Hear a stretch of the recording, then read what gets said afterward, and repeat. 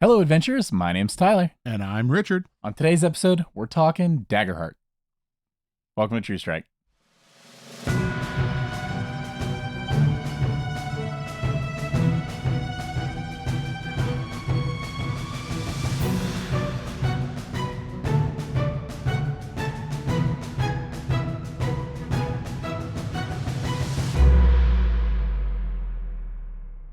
Howdy, folks, and welcome back to the show. Today, we're talking about a game that's not out yet. Yep. Which is Daggerheart. So this is a game that hasn't been released yet, but there have been some leaks, and it is something that we wanted to talk about because Daggerheart is super exciting. Yeah, there's playtests going on, and we're actually signed up, hopefully, to play. Maybe we'll see. And, at Gen Con, they did some behind the, scenes, closed testing, stuff like that. So because of that, details have come out, and big deal, all of these details are work in progress. So every single thing that we know about this game could change at any moment. Yes. Including the system as a whole. They could just change their mind on all of it. But, probably not. Yeah. We'll see. I was really hoping that we were going to be able to see some of this while we were at Gen Con. Oh, yeah. And we grossly misunderestimated the ability to do as such. Oh, yeah. We were like, we'll just walk in and we'll go play some Daggerheart. It'll be fine, right? Yeah. Yeah. And then we walked in and the guy's like, gentlemen, can I help you? We're like, yeah, we just want to play Daggerheart. And he's like, everybody does. Do you know who we are? You're not on my list, sir. Like, okay. I guess we're not on the list, Tyler. We can't get into this room. But yeah, no, it was something that we wanted to look at. And like I said, we grossly misunderestimated most of Gen Con, actually. Yeah. As far as what we were going to be able to actually do. Good time, though. Yeah, no, we had a great time, but we didn't plan well enough for that. So unfortunately, we didn't get to do any Daggerheart stuff. So we missed out on that ship. But fortunately, like I said, plenty of things have come out about it. And thanks to our friends over at daggerheart.org, where you can find this information that we're about to go through and, stay tuned yourself and, see what updates. Because anytime new information comes out, they update the site. It's a great resource for anyone looking to keep up with Dagger. All things Daggerheart and, news and everything all gets put up here. We are not sponsored. Who owns daggerheart.org? Daggerheart.org? I don't know. Never talked to him. Never met him. Is it Matthew Mercer? Yeah, is it any relation to Darrington Press? I do not believe so, hence the org. Oh. I think daggerheart.com is a separate website. Do they buy this financially? Like, are they looking to get a payout to have to relinquish this when Daggerheart goes public? I don't know. I mean, right now, it's like I said, it's more of a leak site than anything. So yeah, this is weird. We'll see. That they actually got that. Right? That they just got it, period. Yeah. Yeah. I don't know. Maybe, who knows? Maybe behind the scenes it is Darrington Press, official or something. Yeah. But have this leak. Yeah. Wink. Ryan Reynolds definitely did not leak the Deadpool footage. But first off, I guess we should cover some top-down things for those who were like, you said Daggerheart 47 times, but have not mentioned what it is. Daggerheart is Darrington Press, aka Critical Role's take at a tabletop game playing system. It is D12 based, 2D12 based, instead of like your typical D20 focused TTRPG.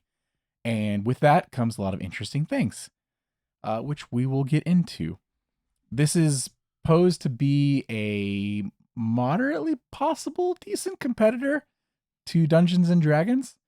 However, you've already got well-established competitors like Paizo's Pathfinder and Starfinder that, while they do compete, still aren't at the same level. So we'll see if, the name Critical Role, built upon, playing Dungeons and Dragons, that if their name alone will be able to propel this system into the hearts and minds of the youths and us and, into the living room of people all over the world. We'll see. I think it has a really good chance just based on the pedigree. I've mentioned my theory before. I think Critical Role will pivot to this system once it releases. Yeah, and I think that's like their biggest thing is that, are they going to do another campaign? We've talked about this in the past on 5e. Why would you? Right. Like, why would you waste that exposure for a system that you're going to develop and you're going to drop out? Exactly. You already have a built-in audience. Why wouldn't you plug that, and why wouldn't you make that your main focus? Yeah. So I don't think it's a no-brainer. I think it's a guarantee. Yeah. Like that this is going to be the next campaign, which is interesting too, because to go off on a little side tangent here, Ooh. you know this, that I'm not current on Critical Role, right? So I listened to campaign 1, listened to all of campaign 2, started listening to campaign 3, got so far into it, and then fell off of campaign 3 because other podcasts, other shows, I started listening to those, Mhm. and it kind of took over. And then I got to the point where like I looked at how far they were in campaign 3, and I'm like, how am I hundreds of hours behind at this point? Well, it's easy when each episode's about 5 hours long. Exactly. And then all of a sudden it's like this daunting task again, like it was when I was like first getting into Critical Role, and our friend was like, hey, listen to Critical Role. I looked at it and I'm like, how many hours? Excuse me? And then I started listening, and it just kind of melted away. Yeah. So I'm not really up to date on campaign 3. Do I plan on doing it eventually? I'm going to get caught up, but I'm not caught up yet. Now, if they were to start a new show tomorrow and it was going to be Daggerheart, I would be there day one and I'd be listening. Oh, of course. So they've already got a built-in audience of people that listen to Critical Role because they love Critical Role. But this Daggerheart thing is interesting enough that like it would bring me back in as a recurring listener. I would come back in just because it's a new system. Yeah. So they're going to get new people, I think, as well as just having that established audience. Yeah, So. I agree. All right. So let's see what rules have leaked out into the internet, Richard. Yeah, tell me about them. Let's get some of your takes. All right. First off, we're gonna go through, and like I mentioned, daggerheart.org. Check it out, guys. Choosing a class. Your class determines what your character can do and how you believe you behave in a dangerous situation in particular.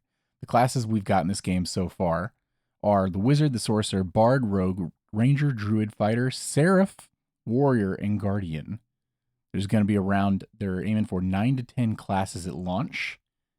And later in the game, you will be able to multi-class, it looks like, but we're not sure yet how that's going to work. Any notes so far?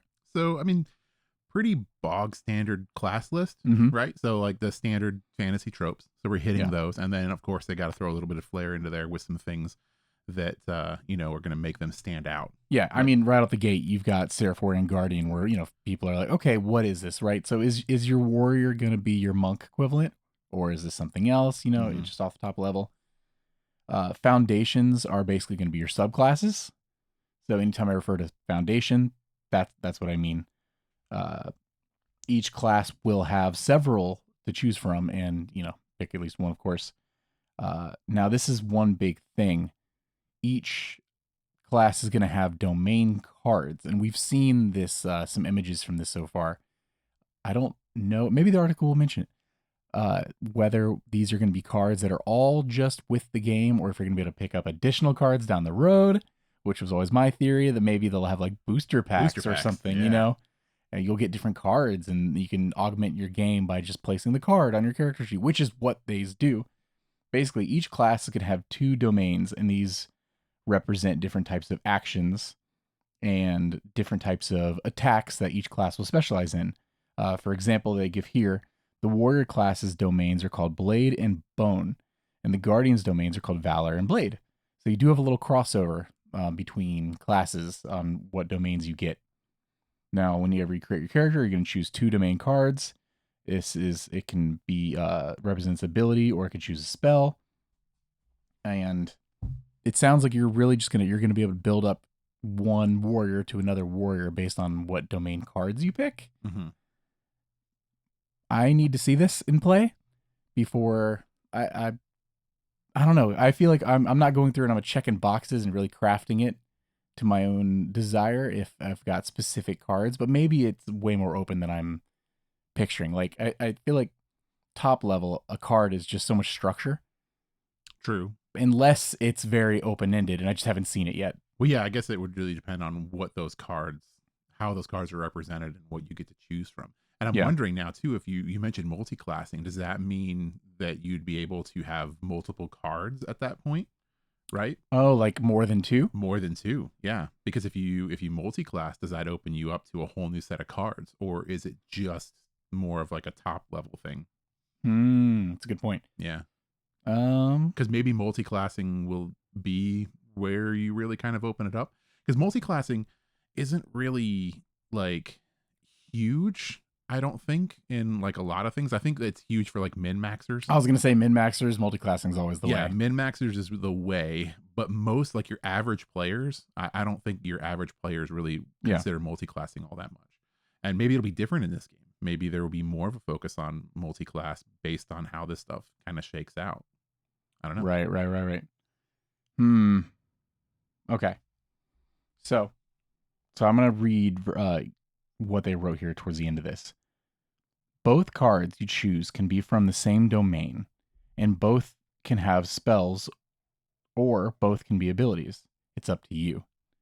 So you're picking two, and you can pick a spell or ability, and it can all be from the same thing. It can all be spell, or it can all be ability.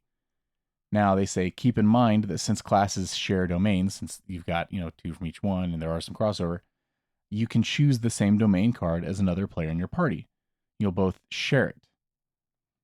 That's interesting. Oh, interesting. So, do you guys share the abilities from the card? Is that what they're getting at? Yeah, maybe, because this is sounding more like a shared deck, right? For the game or for the party, Right. and you're sharing those specific cards across. This is interesting. I'm wondering how this card mechanic is actually going to play out. Yet again, I want to like sit down and actually play this game really badly. You're gonna choose your heritage, which is like your background, stuff like that. There's gonna be 30 of them roughly at launch. Because of that, you're gonna choose your community based on your ancestry, and because of that, you will choose what relevant places. I guess like where you're from and things like that. I guess it so much of this is like leaked information, and I just want the book because I want to understand fully everything. I don't. Yeah. Well, I would assume heritage is kind of like background feature in Dungeons and Dragons. Right. 30 of them at launch, if that's the case, is crazy. Which is a lot. Yeah. So many. But I think you kind of need that, because the way that I view backgrounds is kind of a way to more or less customize my character a little bit more, give him a little bit more history. So having a robust background feature, I think, is really important for building a character. And these, I guess each heritage for the communities is going to have a card. So that's also another card you're placing on your character sheet. Yeah. So are you going to gain other abilities from this? Are you going to gain spells from this? I would assume abilities. Because you'd think if it's just like I'm from Wisconsin, then it wouldn't have to be a card. Yeah. You just write that on your sheet. No, I would assume that it's going to be, I would assume that you're going to get extra abilities from this. And this actually does, like, when you talk about this out loud, when you mention the background cards and you mention the domain cards and everything like that, this sounds like a system that is easily expandable on via booster packs. That's what I was wondering. Yeah. 30 because though. The way they're sounding, like there's like, okay, well, you have 30 backgrounds here. Yeah. Right. But all the information you need to know is in those backgrounds. Now imagine being able to add into your core system with just a booster pack. Yeah. We're not talking about like a new book, a new edition of a book. So if you wanted to add 10 additional backgrounds, that could just be a booster pack. Yeah. So then at that point, is it module, like new stories and things like that will be released as books, but then any updates and types of character classes and stuff like that for the most part would just be card packs? Would be card back. Yeah. Yeah. Be easy to get out more content easily. Yeah. Keep the price down. Yeah. And keep the price down. You're not releasing a whole new book. Yeah. Just to add in a couple of new backgrounds, and not depending on a digital format either. Now, your ability score, is your equivalent. So they've got traits. Right now, you're looking at agility, strength, precision, intuition, presence, and knowledge. You're going to distribute 4 points among these 6 traits. Each trait can be between -3 and +3. So after distributing 4 points, you're going to subtract 1 from any trait. And then after this, your character traits should all add up to 3. Like total across the board, I guess. Total across. Interesting. So we're going with low numbers. Yes. So this is a low number starting system, which is interesting. I've always, I kind of like those systems where your stats aren't incredibly high, I guess. I don't know. It seems like they have more weight to them when you're starting off at lower numbers. Well, interesting. It says character traits can be marked. I don't know what that means. Because then it says the effect of this is unknown. What does it mean to mark it? You draw a circle around it? What is there? Is there a checkbox next to it that says marked? Yeah, maybe a checkbox next to it. Pictures. Well, because like Candela Obscura, Mhm. has where you actually like this. I kind of looked at this as like, like a precursor to like things that might end up in Daggerfall, right? Like, right. are they testing out certain things? And Another book I need to pick up. yeah, when you're marking, ability checks and stuff like that on that, you're like actually ticking off little boxes next to them to represent things. So maybe something along those lines. Yeah. Some of these things I'm gonna just glance over for the most part. You're gonna choose your starting weapon armor during character creation. You pick a starting inventory based on the class you choose, which all makes sense. You set your hit points and your hope. Each class has different starting thresholds. Your character starts with 2 hope, and that will come into play during gameplay, of course. You get your name and your pronouns on the character sheet. There's a spot for both those. You add in your description. You answer any background questions like who taught you to fight and did they stay behind when you left home? And then this is interesting because this reminds me of Spencer Stark for Alice is missing. Create connections. There are also 3 questions on the character sheet you should answer, but these describe who you know and how you are connected to the events around you. One example they list is, what lie have you been told about yourself that you absolutely believe? This is some Alice is missing BS right here. And I'm here for it. Oh, 100%. I love this. This is like my new favorite mechanic. Yeah. To see in any game. Connect yourself to the world. Is connecting. Yeah. Is anything or that players. Yeah, that makes you connect to the world or other players. Yeah. I think it is a wonderful mechanic, and I think it just adds so much to any role-playing game, really. Yeah. Because it makes everything feel more personal. And it makes it a lot easier, at least for me, to get into a character because you know more about your character. Yeah. You know more about your motivations and your connections to everything around you. I like it in the sense that, especially if everyone has to do it, right? Because if you sit down at the table and you've got 4 players, all of them are coming in with different levels of backstory creation.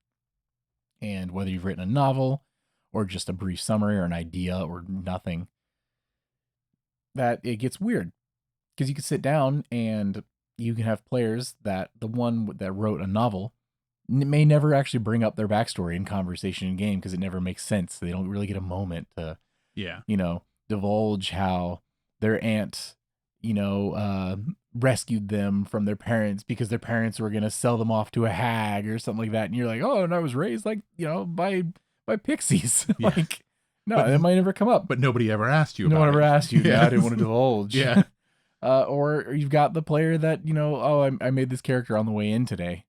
And you do ask them at the campfire, like, so what's your story, kid? And they're like, at least I ain't got no story. At least for something like this being just built in to the character sheet out the jump and giving you prompts that encourages everybody to at least answer that, and you can connect those little pinpoints to actually make out a story. Yeah. Like, I guess Dungeons & Dragons version of that almost is your background. If you do take a pre-written background, you're like, I'm an acolyte.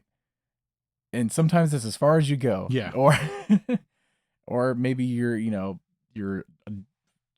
maybe you're an acolyte or oh my goodness. Our game right now, we have like 3 nobles. Yeah. And every single one has a different reason why they're a noble. With why varying levels of backstory. Yeah. No, I like think this. I like these mechanics because I think that it happens already in some games organically, right? Yes. Because you have like a group of like 4 or 5 friends. You're sitting down to play a Dungeons and Dragons game. You have like inevitably 2 people in that group that are going to be all like, let's make brothers. Yeah. Right. Yeah. I do like connected characters. I can't help it. And then you have those 2 characters that make 2 very interconnected characters, and they come up with their whole story that's just between those 2 characters. Yeah. Vax and Vex. Yeah. And those and that happens, right? And then you have characters that are very connected in that space. Mhm. And then you have the other players that didn't do that, right? Who maybe feel less connected, or they have to struggle a little bit more to be relevant, Yeah. or to have that moment. This built-in kind of a system like this isn't really, I wouldn't say forces, but it does require your characters to make that connection. Yeah. Right. So that was like the way we go back to Alice, because that was like one of our big exposures to a system that was like this when we played that game, where it forced you to do this. And then I think about that game, if you take that element out of Alice, Oh my goodness. right, what does that game become? It's still a good game. Texting the game. Yeah, but it would be so much less. Yeah. Because no, it wouldn't, you're not forced to really come up with these connections that then make you play off of those connections. That game would, it wouldn't feel. It wouldn't feel the same. It wouldn't feel even remotely the same. Yeah, it wouldn't feel the same, because that's the thing, is that these kinds of systems do make you change the way that you play. Yeah. Because inevitably you're going to think about something that's happened. It's going to change the way you approach a situation. It's going to change the way you talk about something. It's going to change dialogue. I wonder if these are public out the gate, like during character introduction kind of thing, or if this is kept to yourself. Yeah, I don't know. Because if it's kept to yourself, it's not, to me, much better than allowing your players to just make their own backstory. It's backstory with prompts. But if it's shared, then we get into the Alice territory, where we all had bonds and flaws and things like that. But they were, even if it was like our character doesn't necessarily know, Yeah, the player knows and can kind of play off that trait of the character. I don't know. I agree with that assessment, Yeah. because of the fact that, like I said, I think that, so you look at backgrounds right now. Like Right. You said, I'm an acolyte, Yeah. right? So if I sit down on my players and I'm like, okay, you're going to choose your background, and you choose, a hermit or whatever. And that's just because you're like, I'm a hermit and I want to get that extra skill and like, an extra language. Doing it for the stats. I'm doing it for that stat, right? Yeah. And then as a DM, I'm not going to press you for more information as to why you're a hermit, right? I'm not going to be like, okay, well, tell me about your hermit life. You should absolutely do that. Like, I mean, some DMs are going to, but a lot of DMs are not. Yeah. They're just going to take that background and run with it. So if I say I'm an acolyte or I'm a hermit, and then that's the end of that story, right? Now, if you were to put more onto that, so like if you're like, okay, welcome to my game, choose your background. Oh, you chose hermit. I'm going to need you to tell me 3 things about being a hermit. And I want them to fall under these stipulations and or categories. So now you're putting more onto me as a player, right, to think about this. So this may not be public information, but having to have that information, and even if it's not public information, is going to fundamentally change, I think, the way that you play your character. Because even subconsciously, I think you're probably going to reference some of that stuff, right? Oh, totally. Because if you force me to say like you're a hermit, and you're like, okay, why are you a hermit? And it's because like, I am a hermit because my, village was attacked by raiders during a war, right? And everybody was basically killed. I ran out to hide. My entire village got slaughtered.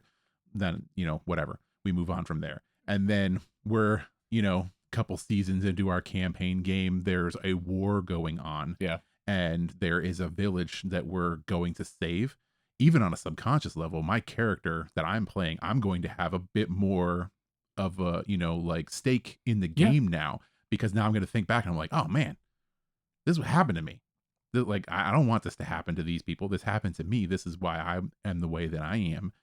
And even if I don't, like I said, even if I'm not actively pursuing that as character growth, it's going to be something that's going to be in the back of my head, and it's going to influence my decisions in the game. So I don't think, even if it is a secret, that it's going to change much. I think that it's still going to be a really good system. Oh, I think it's good either way. And I think it's going to change, more than people even think.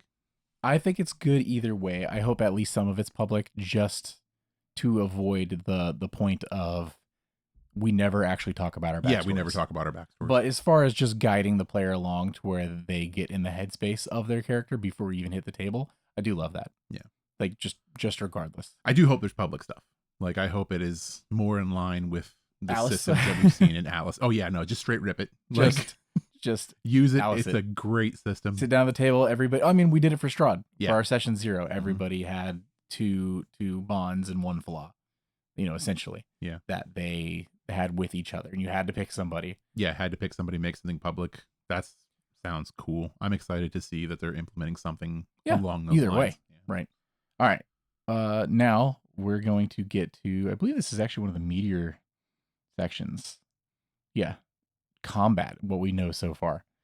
Right now, from the listed actions you can do on your turn, you can sneak, you can locate, you can dodge, you can attack, you can sprint, you can track, you can navigate, you can swim, you can deceive, you can scare, you can protect, you can leap, you can track, you can damage terrain, Richard. The function of all these is unknown. Interesting. There are some here that are interesting. Scare is just an action. It's just an action. Yeah. Yeah, that's interesting. I like the implications of damaged terrain. That I do too. That sounds very much like To the Last Gasp. Yeah, and that's kind of makes me think of. And then I think about it like, okay, you can damage terrain in Dungeons and Dragons, right? But then I don't know. I think that when you put it into an action like that, it becomes an option. Whereas before, was it an option? Was it an option that most people think is an option? Yeah. Right. Well, and part of that though, it comes up to your DM, right? Or using physical terrain, or using theater of mind, stuff like that. If I describe a room as 4 gray walls and 30 feet between you and the bad guy, you're like, okay, cool. This spell has 30 feet, blah, blah, blah, blah, blah. But if I go in the room, I'm like, hey, it's dimly lit. In the center of the room is a large chandelier. Your brain's like, chandelier, huh? Who's standing underneath that? Let me know when they're underneath that. I'm going to hold my action for when the enemies charge forward, and I'm going to try shooting down the chandelier. But if in the other version of this, you could have been like, hey, by the way, is there anything else in the room? And prompt me as the DM, and I could be like, oh yeah, there's a chandelier over the enemies that's hanging loosely. Yeah. But like, I didn't hanging say on that by a thread. And because, but you didn't ask. If you've got an ability called damage terrain out the gate, am I just describing this because I know this is something you can do as an action, or are you more likely to ask me? I guess that goes both ways. I think maybe I'm more likely to ask because, like I said, as soon as you said damage terrain, that's the first thing that I thought. I was like, oh, I can damage the terrain. And then immediately my brain was like, you can do that anyway. It's Dungeons and Dragons. I would never say no to that. Yeah. You can damage terrain. That's a thing you can do. You can certainly try. Ask your DM, can you push over that pillar? Yeah, you can try and make me a strength check. Right. And like, it's weird though that my brain works like that, is that you read it to me as an action option. And I'm like, oh, that's cool mechanic. I can't wait to do that. This game lets you damage terrain. Yeah. Whoa. I've never done that before. But it's interesting because the fact that it's listed as an option, maybe it's going to happen more. I do have, I want to know how many actions are available to on a turn. That was, I thought you were going to go with, is it like, okay, and then you have this many actions that you can do in a turn. Is it 3? So I haven't seen it listed yet. If it comes up and I just totally glossed over it on my initial reading, oops. But I have not seen it listed so far. I'm hoping it's more than one because there are a couple things in here that stick out to me. Oh, it's got to be more than one. Swim, leap. These are things you can just do. Well, yeah, if you leap into the water, but then you can't swim afterwards when you just drown. You walk into the water. Need more actions. So, right. So sneak, like, these are things that you can just do in Dungeons & Dragons. You have a swim speed, right? You have a jump distance or leap distance, I guess, in this. But I could see where leap could be an action. I don't know. This seems like one of those multiple action kind of games because there are so many you can do and they're so distinct. Yeah, there's got to be multiple actions in a turn. But maybe we'll see. I don't know. I mean, combat's possibly different than we're expecting. That doesn't really matter. They've categorized distance in combat as melee, close, far, and very far. So melee and close, interesting. Close must just be more than, maybe their distances are different. Maybe it's like 3 foot for melee, 5 foot for close. I don't know. Maybe. Well, I mean, I'm thinking in grids. You know, you're thinking in grids, but it could be more like think of Monster of the Week, right? So you have weapon classifications in Monster of the Week. So you have a weapon that is close and personal, right? So like, not only am I holding a knife, but I have something like, say, claws, where it is not just a knife. Now I'm like personal close, which means that like I'm on top of you, like a bite. Bloody knuckles. Yeah, is something that is way more personal and way more close. Knuckles. Yeah. Brass knuckles? So it's like knuckles. Maybe it has something to do with that. So it's not necessarily in grids like you're thinking. That's a good point. So at that point, is this not going to be like a map and mini kind of game? I don't know. Maybe it's map and mini, but not map and mini gridded. I mean, it could even be as simple as like 5 foot is melee, 10 Well, yeah. foot is close. 10 You foot know is what I mean? close. Yeah. We'll see. Big thing here, we get into our 2d12 kind of thing. With taking any kind of action, such as attacking, you roll your hope and your fear dice. I didn't mention this off the top of the 2d12. One is your hope die, one is your fear die. For in the fear die is higher. This is basically how it works. You're trying to hit your number, right? Just like if you're rolling a d20. If your fear die is higher, something bad happens. For an example, the enemy may get a bonus turn. So there we go, like leading back into the multiple actions thing. Now, if the hope roll is higher, the action succeeds and you receive 1 hope. Because you have that, remember, so you're starting you start hope. with 2 hope. Interesting. We need more information on this, but yeah, you could still succeed even if you succeed on the fear dice. It's still a success, but the baddie gets a bonus. Yeah. So that's interesting. Interesting system. Yes. Yeah. And they've put up a chart. I don't have it here, but they've put up a chart where they were showing the odds of success on 2d12 versus using like a d20. And because the fact that you're basically always rolling with advantage, you've got a very, very good chance of landing like at moderately high, towards the middle, but on the higher end of the spectrum sort of thing. So it seems like success for what you want to do will happen more, just whether it has a negative spin to it. Well, yeah, that's a very interesting concept, because you're pointing out the fact that you're having more successes, but it seems like it's going to be a more interesting setup as far as like narrative. It just won't be black and white. Yeah, because I succeeded, but also this happens. So you won't feel like your turn is wasted as much. Like exactly. It's not as much of a, oh, you missed. Oh well. Yeah. Your chance of hitting is higher. Well, now you could still completely fail. 100%. Yeah, yes. You could still completely fail, because if you roll low enough on your fear and low enough on your hope, you still fail. But you're essentially rolling with advantage. But sometimes something not so great is going to happen at the same time as what you're succeeding at, which is, I think, really kind of cool. Bring it back to Monster of the Week a little bit. This reminds me of just attacking in Monster of the Week. Yeah. Where you're like, I hit him, and you're like, cool. They deal 2 damage to you. Yeah. And I'm like, please no. Automatically. Yeah. Or the same thing on the same token, which is, like, oh, I'm going to let you succeed at this. Yeah. But at a cost. Right.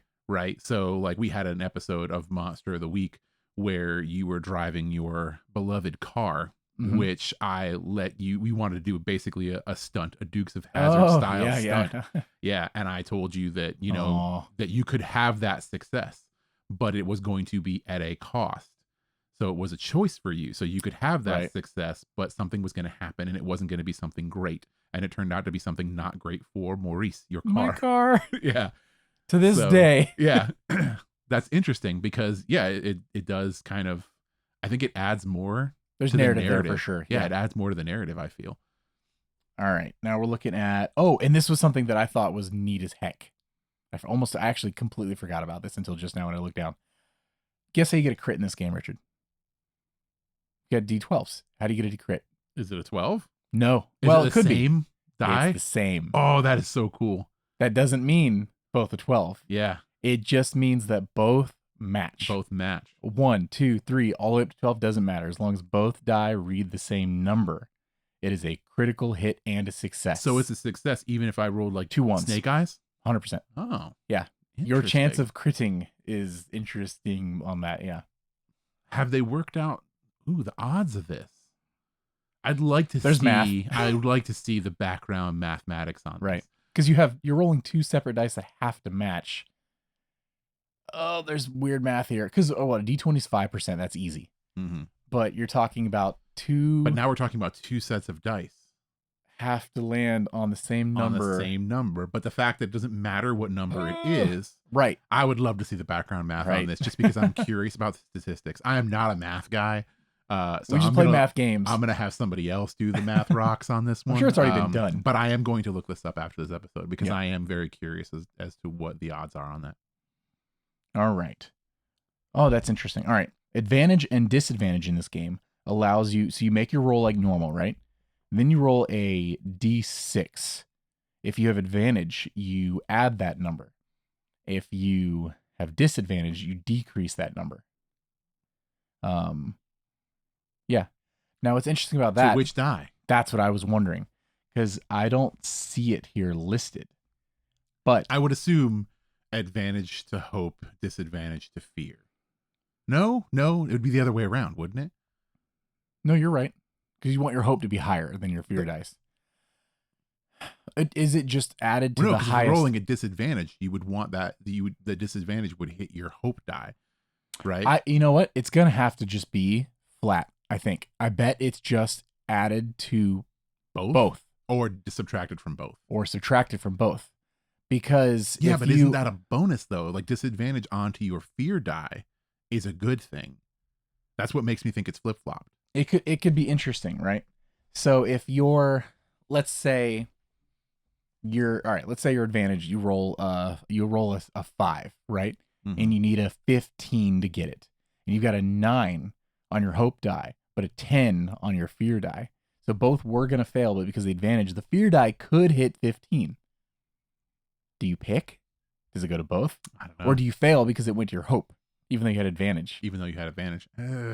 And I don't know. flip that number, if you're looking at the other way around. It's not clarified here. Interesting. My gut is that it goes to both. So that way, if the fear die is higher or lower, that result is already set in stone. It's just whether they're being boosted or subtracted. That feels simpler. But if you both were a success, or if your hope could beat the fear die if it boosted up more, then you want that to go up. It just feels simpler to be like, mechanic wise, to be like, it's a +3 to both, or a -4 to both.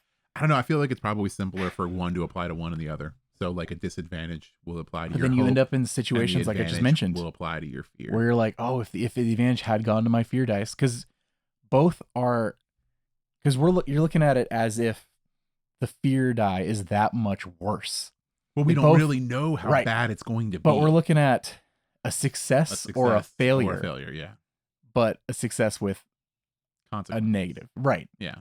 So in that case, I'm always going to want, if one could make it, the other couldn't, I'm going to want to succeed, I think. I don't know. I guess we'll see. Yeah, we'll see. I could absolutely see both ways. Using your hope. Of course, it sounds like a very important mechanic. If you're starting the game with 2 of them and you're getting it when you succeed in your hope die, which, speaking of which, means that it sounds like a what's what I'm looking for, not a currency, but An expendable. There we go. A resource you're not gonna want to hoard forever. Your character, oh, there we go. Especially your character can only have up to 5 hope at a time, starting with 2. And you can spend these on your turn. If you spend 1 hope, you can. Oh, I remember this too. If you spend 1 hope, you can help an ally. Spend 2 hope, you can help yourself. So it encourages teamwork, making the dream work. Yeah. Now, it doesn't say what help is. Maybe it's advantage on a thing. Maybe it's advantage on a die roll. Maybe it's a flat score. I don't know. We'll see. Loosey-goosey on a lot of this stuff. Now, traits. I'm going to read this one straight up because when your character takes an action in a challenging situation, such as jumping over a crevasse, the game master will ask your current character to make a trait roll. Conditions buffs and debuffs. So trait, okay, that's just like your typical, your strength, athletics sort of thing. Blah, whatever blah, check blah. Is relevant to what you're doing. Yeah. Armor reduces the amount of damage that, so it's not like AC style. Armor reduces the amount of damage that an attack would deal to a character. Okay. So better your armor, the more it negates. Lower your armor, less it negates. Morkborg. Mjorkborg. Yeah. So your armor is subtracting from the damage. Yeah. An item of armor can only be used a specific number of times before it's damaged and it can no longer function. What? Zelda! We have durability? You got durability. Can you repair stuff? For example, leather armor can only be used to reduce the damage of 3 attacks before it becomes useless and needs repaired. Okay, so repairing is definitely a 3 times, though, Richard. Oof. That's rough. Yeah, well, 3. Yeah. Oh, wow. 3 imagine an adventuring day. How easy is it to repair these things? Are you going to repair them during short rest, or do you have to go to a shop? It seems like this seems like out of the scope of like personal repairs, right? Because if you can just repair while you're back at camp sitting around the campfire, where it's not as we're leaving the realm of realism and getting into the realm of video game, right? Well, I was going to say, how many do you have in your backpack? Multiple sets of armor? Because could you just imagine, if you will, our Curse of Strahd game, going from town A to town B? Ugh. What do you do? Yeah, no. If you're halfway to the next town and your armor is kaput, and your armor is dead, yeah, you're just out of luck. If you don't have any way to do even minor repairs or something to get like one use back, or I guess really, maybe you could, build your character into armor proficiency and be able to repair. That could be your role as the party, like, repair person. Well, yeah, I know, but then you're going to get into these really weird situations as like, okay, like my plate mail is damaged. You're not going to repair plate mail around a campfire on the side of the road. Maybe. Well, you're carrying around an anvil and a hammer. Well, no, I'm going to need you to stoke this fire for me. Because you mentioned the realm of realism, but this is a realm of fantasy. Well, yeah. Maybe repair is done using magical means. You sit for half an hour focusing on it. I don't like this conversation. If it does have to be done at your local blacksmith, your DM is going to be role playing these blacksmiths more than any all other the time. NPC. Yeah. You're like, you're going to town. What do you want to do? Blacksmith. Where are they at? Leather worker. How many are here? 3. Cool. I need all of them. Addresses, names. Wait, what are their hours? Tailor. Yeah, I need a tailor. I need a tailor right now, please. No, so this is weird. It's weird. This is a video game mechanic put in a tabletop. And I'm wondering how much does armor matter in this new system in Daggerheart? Like, are we talking like it's not going to? So I don't know. We're saying like leather armor is like a 3 stat, right? And that means that you hit me for 6. That leather armor takes away 3 of that damage, makes it 3. So at the end of the day, if my armor is no longer usable, right, I'm just taking an extra 3 damage per attack.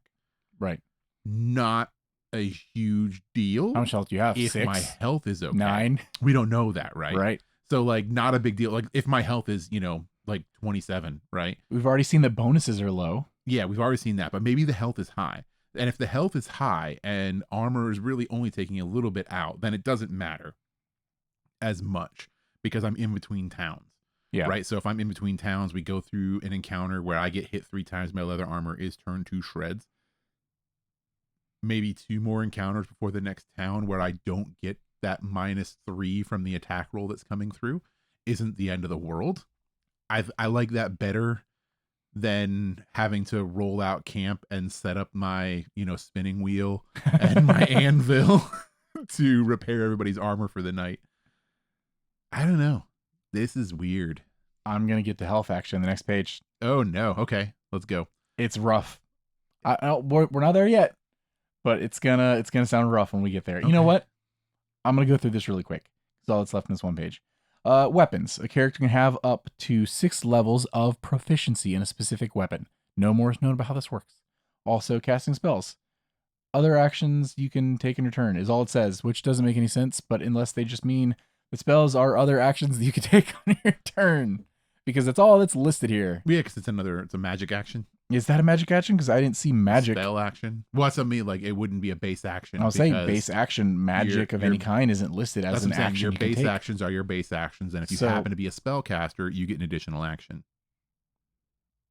Yes. It'd be interesting. Here we go. This is meaty. I'm going to read this whole... What time is it right now? We've been recording a little, like, for over 40 minutes. Never good. I'm going to read this whole thing. Digest it as at your leisure. Hit me.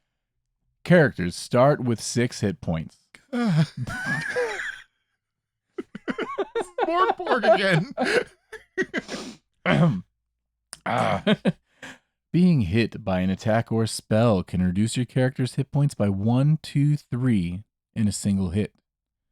The number of hit points the character loses from an attack depends on the amount of damage of the attack and the character's damage thresholds. Firstly, the attacker will determine how much damage they deal, typically by rolling a die such as a d10. If the amount of damage of the attack will be the amount rolled, plus or minus anything else that affects the damage. The character being hit then compares the damage from the attack with their 3 damage thresholds. For example, a character might have the following thresholds. A minor threshold, you lose 1 hit point if you take 4 damage. A major threshold, you lose 2 hit points if you take 9 damage. A severe threshold, if you take 14 damage, you will lose 3 hit points. The numbers indicated how much of damage of the attack must do to reach the threshold. It must be equal to or greater than threshold number, which makes sense. For example, the attacker deals 6 damage. This reaches the first threshold, but not the second, so the player loses 1 hit point. There we go. There's our answer. Okay, so I guess how hard is it to go back a page? So not at all. Armor. Does that take away from damage or hit points? What does that protect you from? Ooh, that's a good point.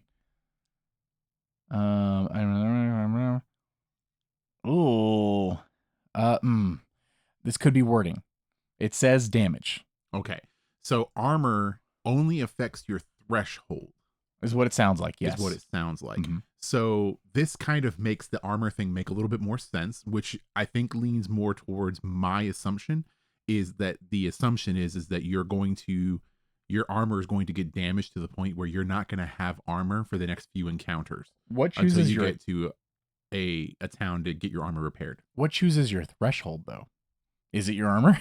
Is it your dexterity? Well, that's what I mean. Like, I think it would depend on the kind of player you are, right? So dexterity for, your armor for another one. So I think that that's the idea, is that this is a really weird system where you have like damage, which isn't the actual damage you are taking towards your hit points. I'm surprised armor, and you know what? Maybe it's their wording, because I would no longer be confused, right? If armor, as they're referring to it, is your shield.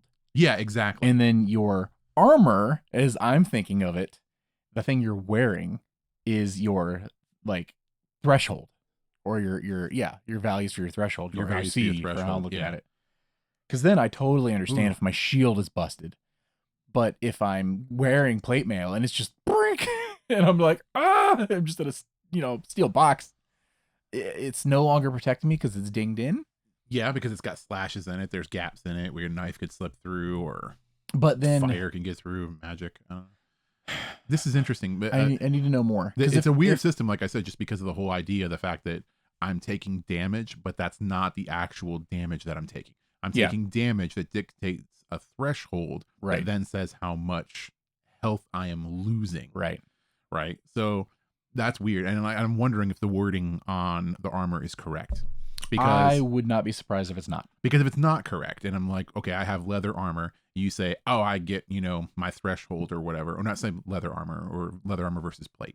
Sure. So you say like, leather armor will stop 1 loss of hit point. Plate armor will stop 3 loss of hit points. Studded armor would stop 2 loss of hit point. Yeah. So that way you're like, oh, I got my damage threshold of 3 against your leather armor. Instead of losing 3 hit points, you lose 2 hit points. Right. Because your leather armor stops 1 of those. This tracks. And then that happens up to 3 times before my leather armor is trash. Yeah. Versus I'm wearing plate. You hit damage threshold max. I deal you 3 damage. No, you don't, because I'm wearing plate. Mm-hmm. That 3 times. And then all of a sudden, steel box. Yeah. You're getting hurt. Right. That seems to make more sense to me. And is a system I think that does work. In the fact that like you're not repairing on the road, you're just repairing between towns. I think it's going to make an awkward thing, like you said before, which is every time you get to a town, you're going to immediately be running to worry about your gear. You wouldn't even ask. You would just be like, all right, cool. You just get into town. There's a blacksmith by the entrance. Yeah. You guys are topping up your stuff. Okay, cool. You're all maxed. You spent the currency. All right, what else do you want to do? Like, exactly. Yeah. So that's like, it's just kind of there as an upkeep system. Yeah. But I think that's probably the least important part. Like, I think that it's going to become like you say, just a thing that happens like automatically. And maybe it's a thing that is a sink for money too, right? Because like you end up with characters that have like a ton of money because you don't do a shopping episode where is you're having to repair armor every single time you get to a city, or you're getting to a place where like, oh, you're stopping at this village instead of going all the way to the city. Yeah. Well, this village doesn't have a blacksmith, Yeah. You want to hear something brutal? Stress. Are you stressed?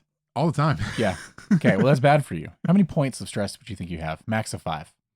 How many points of stress do I have Yeah. currently? Yeah. I'm probably at like a 4. Okay. That's, well, you better get, better soon, because if the damage from the attacker isn't enough to hit the first threshold, then the character takes 1 point of stress instead of losing hit points.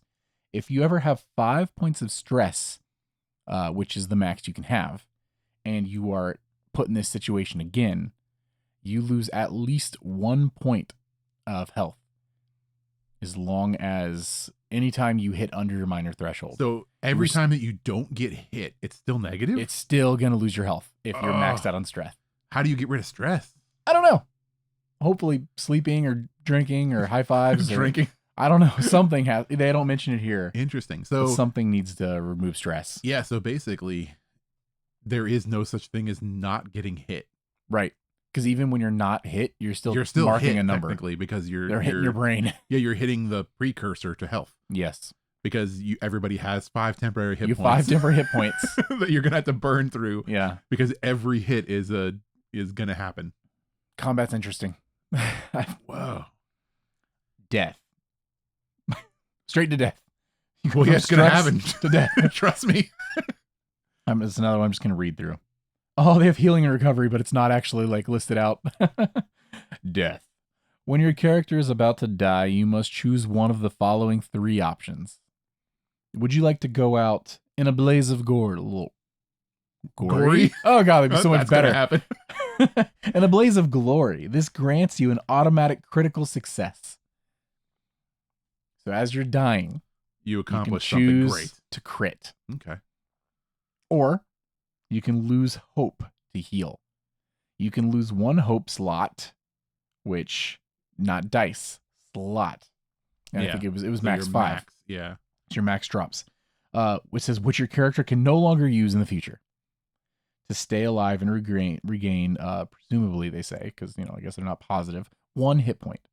So for instance, your character's maximum hope would go from 5 to 4, but you would come back with 1 hit point. Be able to continue fighting. I like that. Also, the third option is you can roll hope and fear dice. This determines if you live or die. If your hope dice is higher, you live. And if it is lower, you die. It is unknown what happens if they're equal. If you live, it is unknown how many hit points you're left with. This is gonna cause so many players to die. Yes. Because I know so many people that are gonna be all like, roll the dice. we're rolling the dice. Let's go.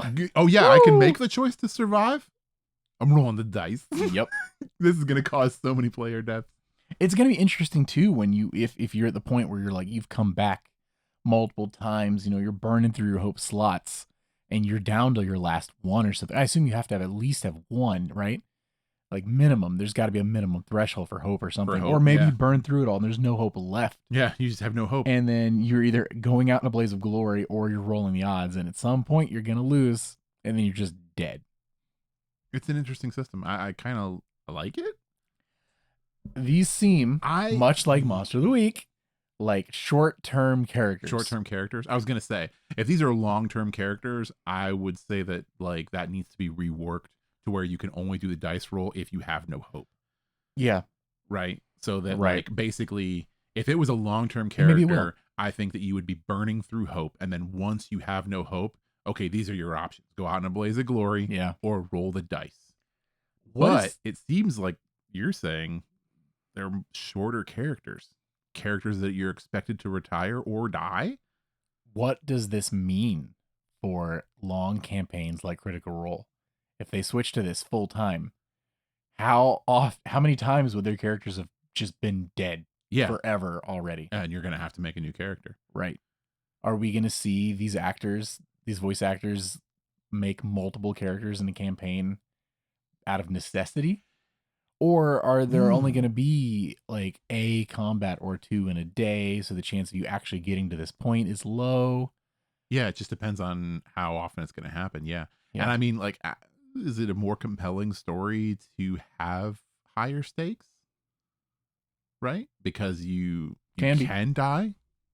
You can die in both games, though. It seems like it's easier to die in Daggerheart.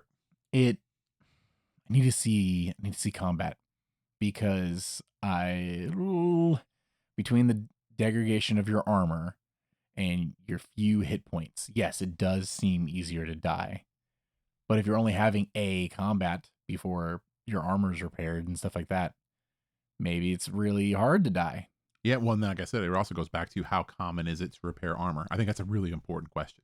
Is when can this repair happen? Is it going to have to be like the DM's going to have to build it in everywhere? Yeah. Or is that even a thing? Is it not going to be as common as we think it's going to be? What if, and I'm pretty sure they've already said that they want this to be like big epic campaigns and stuff. So ignore this entirely, but I'm going to say it anyway. This seems like a really good system for one-shots. Yeah, no. And I mean, because your armor is your armor and you never have to worry about repairing it because you're never going to get to that point. Right. I guess, yeah. So that would be interesting. But I don't think that's the direction they're going. Well, yeah, they've said before that they want a system where you can have an epic game. Yeah. Right. We have one more page. I mean, this is very, very, very short because leveling up, they don't know. Travel, they don't know. Resting camps, the party characters can take a short rest or a long rest. Cool.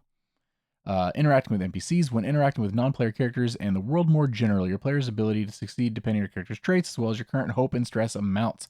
So your hope and stress are actually going to come into play during conversations, of dialogue. Yeah. If your characters gain a lot of hope in combat, this can help your characters out of combat, and vice versa. If your character looks very stressed because of combat, it can negatively affect your chance of performing actions outside of combat. Yeah. Oof. I mean, it makes sense, but it's cool. You look rough, dude. Your character can have one of 15 levels of wealth. The first 5 levels are called handfuls. The next 4 are called bags. And the next 3 are called chest. The final 2 being... next 2 are called hordes. And I guess the last level of wealth is called a fortune. So we'll see how often, finances come up in the game and stuff like that. But yeah, 15 levels of wealth, just predetermined.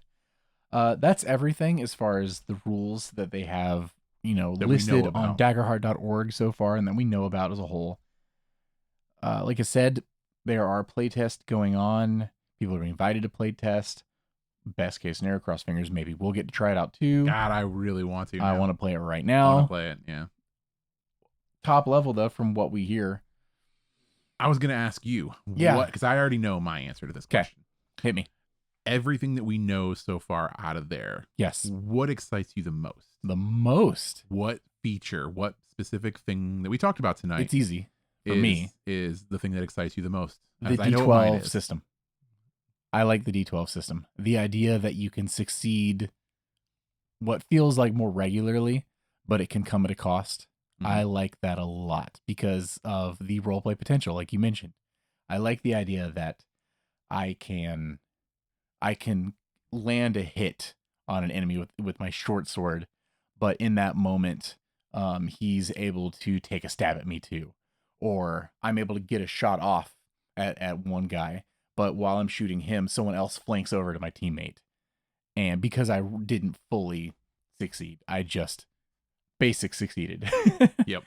And if you do succeed, you're getting a hope dice, which you can use to, in one way or another, help an ally too. So there's like double reason to want to succeed with your hope die. That all sounds interesting. And it's just more reasons to roll D12s, which I don't get to do a lot. So that'll be fun. I mean, look at how big like typical TTRPGs have made the D20. Like, right? Like it's on the pillow. It's like it's the symbol, right? If Daggerheart blows up the D12, the dual D12s. All the dice that it could blow up. Right. The dual D12s would be a thing. I mean, everybody is playing this game. You're going to have different colored D12s, right? I already know I'm going to use my Pure Starlight, D12, and probably the newest one my wife got me. One of those D12s too. I have to show you those, by the way, after the show. Yeah, I think really it's that. If I had to pick one thing, it's the dual D12 system. How about you? So I actually have it written down right here. You wrote it down? I wrote it down because I knew what my answer was going to be. Was this before we started? Did you just write this? No, it was in the middle of our conversation. Okay. And it says right here, dice. It's the D12 That can system. mean anything. Oh, It's the D12 system. Out of everything from this, just like what you said, the die system is the most intriguing thing to me. yeah. Oh, it's not armor degradation. No, it's not armor degradation. I know you thought it was going to be that. No, I did actually. The dice, like you said, for all the same reasons. I think that is the most exciting thing about this, because when I first heard about this new system, and when I look at like all new systems, that's usually the first thing I look at is the die system that's based on, because D20 is fun and all, but it's just another D20 system, right? Just another D20 system. And then when we played Monster and it was a D6 system, which was really kind of cool. I like that. I like the fact that we're going somewhere unique with it. That's why I like 10 Candles so much. Yeah, and they're doing a spin on it that is even more unique. It's not just D12 and making it, like 1 to 12. Yeah. Right. It's not just that. It's not just the D20 system reskinned with less numbers. I like the way this new system sounds, and I really love the idea of succeeding at a fault. Succeeding in a fault, and the crits. Yeah, and the no crit matter is really, what really number cool. it is, as long as they match. Yeah, but that I think is the same. Like I think that's my most anticipated part of this is the new die system and how that's going to work. I think that there are some very interesting things in here which are hard to wrap my head around, like the armor degradation and the damage threshold versus health. Yeah, we just need more information. I'm sure it'll make sense. Yeah, I'm sure it'll make sense in play. But that's something that is interesting that I want to see more of. But out of everything, the die has me the most excited, and I really want to play test this. I want to play it like right now. I want to play it right now too. But for now, that's first off, Happy New Year! Happy New Year 2024. This should be our first episode of the year, I believe, and I'm hyped. This is gonna be actually. Do you think we're gonna get the full release this year? Ooh, that's a tough one. I think so. I do too. I think we will. What's interesting with that is they're competing directly with, the 5th edition re-release of things. The 2024 edition of the 5th edition. Yeah. And they're doing the playtest now. They still got good time to do it if they shoot it out around the end of the year. I think they need to. I think it's a good year to do it. I think it's a good year to do it, and I think that I think they kind of have to, just to make sure that it doesn't fall off the map. Like I think that it needs to stay relevant. Yeah, because right now it's big in buzzwords because Critical Role, but how much longer? If they release it, like you said, if this is the new system for their next game, and they pull a Candela Obscura even, right? Where they're letting people play test this, because I know the main, campaign 3 is getting like long into a little bit. And if they wrap it up over the next few months, right? And then they take another month or two, like a month off or something. And then they come back with Daggerheart. And they release a quick start guide same day, just like Candela Obscura. Just like Candela Obscura. And they start playing in Daggerheart. Then everyone's going to be like, I want to play Daggerheart. And then they're like, guess what?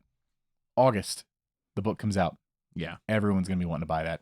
Because they'll already be familiar with it. Because they're going to be familiar with it. And it hasn't had enough time to fall off. Right. And people to start to question, oh, Daggerheart, what was that again? Yeah. And new Critical Role campaigns is always big because people like you even me can be like, ooh, new campaign. I can jump in. It's episode 1. Yeah. And if it's a new system on top of that all, it's like, okay, cool. I want to check out this new system. Oh, like Candela Obscura. Huge numbers for them when they launched that first episode. Yeah. No, I think it's this imagine year. this. I think it's this year. But, we'll see. That'll be later on in the year. We'll have covered a lot of things by then. But we will. We'll get there again. When this comes out, we'll cover that too. Anything else? Nope. Cool. I've been Tyler. And I've been Richard. And we've been True Strike. Bye. Hey, adventurers. Thanks again for joining us today. Please be sure to give us a follow on your favorite podcasting platforms and YouTube. If there's any questions you'd like to write into the show, you can hit us up on Threads or Instagram. New episodes released every Tuesday at 2 p.m. Eastern. Thank you for listening to True Strike.